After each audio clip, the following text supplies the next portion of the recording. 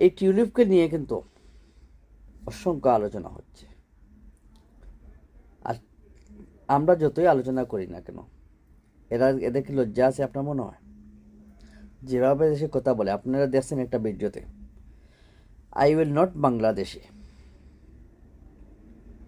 আর ই ফ্রম বাংলাদেশি, সে উত্তর দিছে যে I am not for Bangladeshi, অর্থাৎ সে বাংলাদেশি না।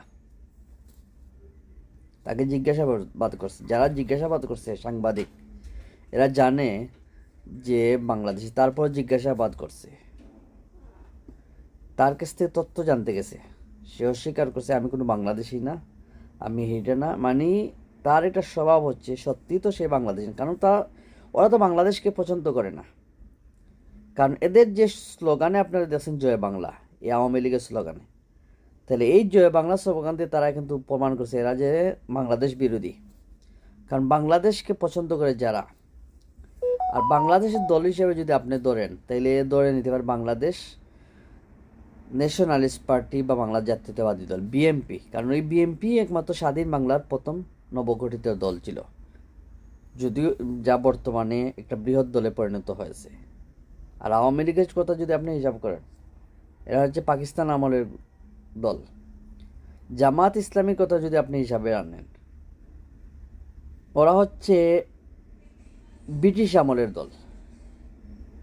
তো এটা যেই হোক, অনেক কিন্তু বিভিন্ন প্রশ্ন আনবে, তাইলে ওরা এত আগে গঠিত দল, তারা ক্ষমতায় আসতে পারলো না কেন?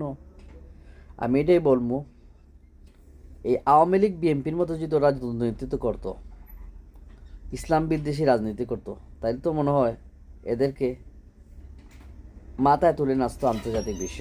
সবার আগে ভারত কিন্তু তাকে সাপোর্ট দিত। এমনকি তৎকালীন যদি পাকিস্তান সরকারের কথা বলেন, যদি কাদিয়ানের বিরুদ্ধে বক্তব্য না দিত, তাইলে 3বার জামাতকে নিষিদ্ধ করতো না। কিন্তু জামাত ইসলাম একটা হকপন্থী দল, যার কারণে তাদের পদে পদে বিভিন্ন স্বৈরাশাসক দ্বারা কিন্তু নিষ্পেষিত। সর্বশেষে আমার দেশে যখন স্বাধীন বাংলাদেশও কিন্তু আওয়ামী লীগের হাতে নির্যাতিত হয়েছে, এই ভারতের কুখ্যাত কুকুর শেখ হাসিনা সরকারের হাতে।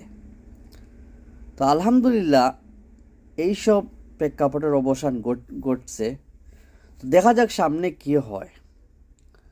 তো এখন হলে আমি যে কথাটা বললাম, যে দুর্নীতিবাজই হইল এই শেখ পরিবার, এটা কোনো সন্দেহ নাই যে ওরা আমাদের দেশকে সম্মান লুণ্ঠিত করছে, দেশকে অপমানিত করছে, আমাদের দেশের বিরুদ্ধে কাজ করছে, এবং তাদের ওই দেশেও কিন্তু